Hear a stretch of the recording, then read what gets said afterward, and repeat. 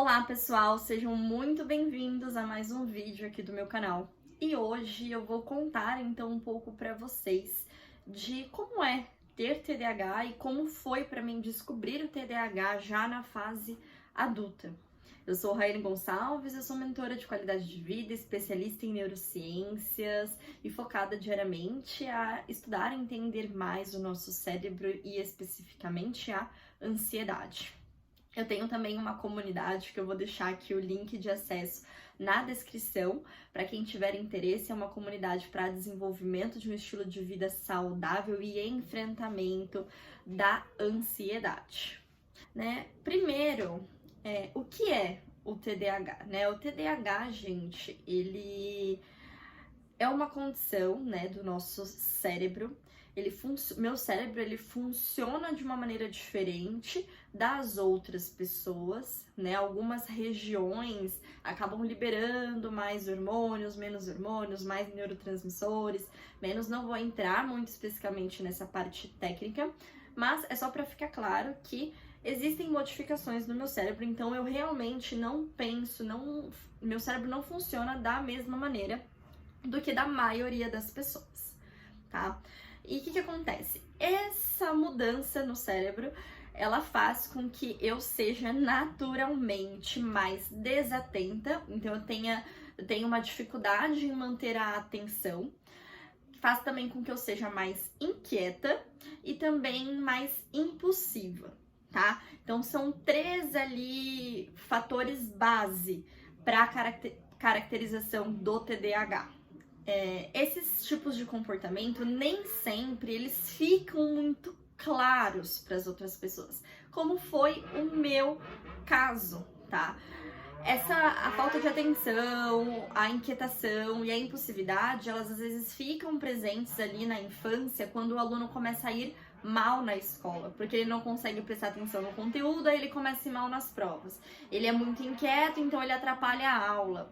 Ele é muito impulsivo, então ele fala coisas para os outros, atinge os outros, bate nos outros pela essa impulsividade. Só que nem sempre isso fica muito claro, né? Quando você vê um aluno batendo, um aluno indo mal na escola, etc., você já começa a achar ali, às vezes, estranho, e os pais já conseguem, às vezes, tentar entender o próprio filho para entender também o que fazer com esses comportamentos. E eles, às vezes, chegam no diagnóstico de TDAH. Só que no meu caso, eu sempre gostei muito de estudar. Sempre. Então, o que acontece? No TDAH, a gente também tem uma característica de hiperfoco, tá? É uma coisa que eu amo no TDAH. O TDAH tem muita coisa ruim, né? Deixa a gente, assim, bem pra trás em muitas questões. Mas na questão do hiperfoco, nossa, eu amo essa característica em mim. E ainda bem, né, que eu tive essa característica, eu tenho esse prazer com os estudos, porque isso sempre fez com que eu fosse uma das melhores alunas da sala, das turmas em gerais. Por onde eu passava, eu sempre era destaque em relação a estudo e desempenho. Porque o meu hiperfoco do TDAH era para os estudos, era para novos conhecimentos.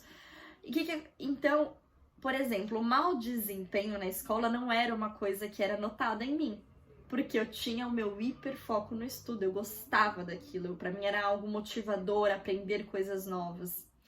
Então eu nunca tive problema na escola, porque isso para mim sempre foi algo importante. E na mente do TDAH, essa questão ela é muito relevante, tá? O que é importante pro TDAH? Porque vão ter coisas que o TDAH ele vai ser muito bom. E tem relação com isso, porque ele tem prazer na atividade. O TDAH ele é movido a prazer. Então, a gente busca fazer realmente aquelas coisas que a gente se sente bem. E se alguma coisa não desperta interesse, meu, esquece. Não tem quem faça a gente manter a concentração na atividade se aquilo não desperta interesse. E isso também, por mais que não afetou os meus estudos, hoje eu olho para trás e eu vejo várias situações em que eu tive muitas dificuldades e eu não entendia por quê. Eu achava que eu realmente tinha algum problema, eu só não sabia o nome disso, porque eu via que as pessoas tinham facilidade, assim, às vezes pessoas que não tinham tanto interesse também, e elas conseguiam fazer, e eu ficava, cara, por que que eu não consigo desempenhar isso? E isso também tem uma relação, por exemplo, dá pra dar um exemplo em relação ao inglês. Por mais que eu gostasse de estudar, eu sempre adorei estudar os assuntos em geral, o inglês foi uma matéria que não despertou meu interesse. Até hoje, pra mim, é muito difícil estudar muito inglês, porque eu falei, não me dá motivação, não me dá prazer aprender uma nova língua, então é bem complicado. Eu não consigo, assim, até hoje eu não consegui aprender. Eu estou, neste exato momento, tentando criar estratégias para melhorar, para aprender essa língua, mas me trava, porque não me desperta interesse. E aí eu não consigo manter a minha atenção nas aulas, nas palavras, no que eu aprendo, eu não absorvo as informações, e aí isso é muito complicado, porque eu quero construir carreira acadêmica, eu quero poder, inclusive, fazer um PhD fora do país, só que essa coisa de eu não ter a motivação nos estudos do inglês me trava muito, porque eu preciso disso. Então é uma coisa que eu tô tentando trabalhar, tô tentando encontrar uma maneira de me sentir motivada com esses estudos para ver se eu consigo aprender isso de uma vez. O que acontece? Quando eu comecei a entrar de fato no mercado de trabalho, eu também comecei a sentir mais dificuldades por conta do TDAH.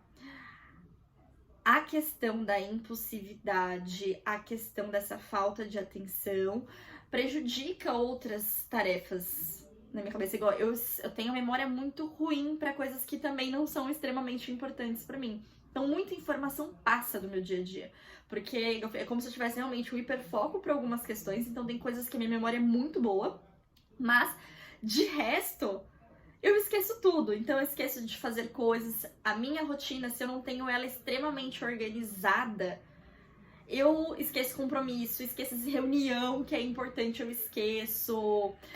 É uma loucura, assim, porque a minha cabeça, ela vive também com um turbilhão de pensamentos, e a gente entra em outro ponto. Tem indivíduos que eles expressam mais a inquietação de forma física, né? O meu caso, eu tenho uma inquietação muito mental. A minha mente, ela não para nem um minuto, isso é uma característica do TDAH. Eu não sei o que é você parar e não pensar em nada, tanto é que eu não entendia, porque às vezes eu perguntava para as pessoas, o que você tá pensando? A pessoa falava, em nada. Eu falava, não tô pensando em nada mesmo. E eu não entendia isso, eu falava, é impossível não pensar em nada. O normal, a gente tá sempre pensando em algo. E até eu entender que isso é uma característica do TDAH e que eu realmente não consigo parar de pensar. Então eu fui entendendo que eu funciono desse jeito. E essa inquietação, ela também se manifestava de uma maneira física, mas o que acontece? Eu pratico esporte desde pequena, desde criança, eu sempre amei esporte. E aí eu também fui entender que a atividade física, ela ajuda a liberar essa adrenalina que a gente tem acumulada, né, dentro da gente, essa sensação, essa inquietação, essa energia. E a gente a atividade física ajuda a liberar, como se ela drenasse. A gente realmente se sente melhor com isso. Eu sempre pratiquei esportes. E eu sempre amei fazer exercício por causa da sensação que me causava. Então, por exemplo, eu lembro eu estudava em escola integral. Eu tinha um intervalo de 1 hora nessa escola. E nessa 1 hora, pra mim era muito chato ficar sentada conversando. E a maioria dos adolescentes faziam isso. Eu não conseguia, eu ficava às vezes com fone, dançando aleatoriamente, me mexendo, eu precisava me mexer. Então, tem algumas pessoas com TDAH que elas acabam sendo agressivas pra realmente drenar essa energia, essa sensação. Eu usava atividade física, então eu me mantinha em movimento, me mantinha dançando, me mantinha fazendo esportes, então eu adorava. Tudo que envolvia se mexer, fazer coisas, eu amava. Eu ainda amo, então não é à toa que eu pratico esporte de domingo a domingo, porque me faz me sentir muito bem. E essa já faz todo mundo, né, se sentir melhor exercício, mas para quem tem TDAH é muito maior essa sensação de bem-estar, né? Só que a gente também entra num ponto que a impulsividade sempre foi um grande problema pra mim.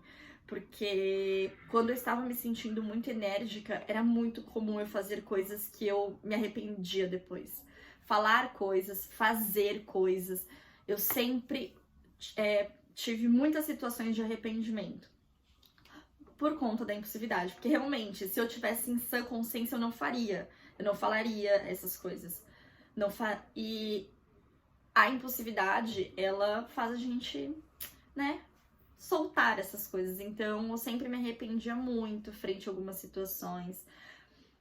E quando a gente não tem o diagnóstico, a gente fica realmente se sentindo mal perante essas coisas, né? E até as outras pessoas julgam isso. Porque as pessoas, em geral, elas não entendem, porque elas não são assim. Então, quando alguém é assim, quando alguém tem essa condição, é que quando você tem o diagnóstico, é fácil eu virar e falar, eu tenho TDAH, então eu vou ter essas dificuldades.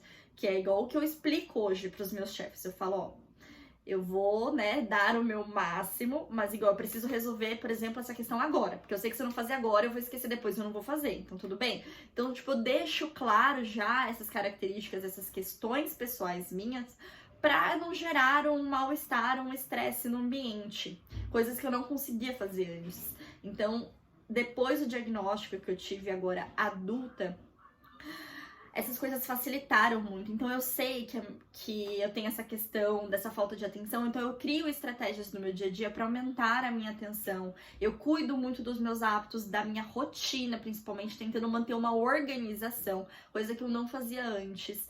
Antes eu não me preocupava com organização, porque o TDAH também tem essa questão de deixar os ambientes bagunçados. Fica tudo muito bagunçado. E eu vivia no meio da bagunça. Hoje eu tento priorizar, eu me esforço muito para manter a organização, porque eu sei que isso me ajuda a pensar melhor, a agir melhor e a me sentir melhor.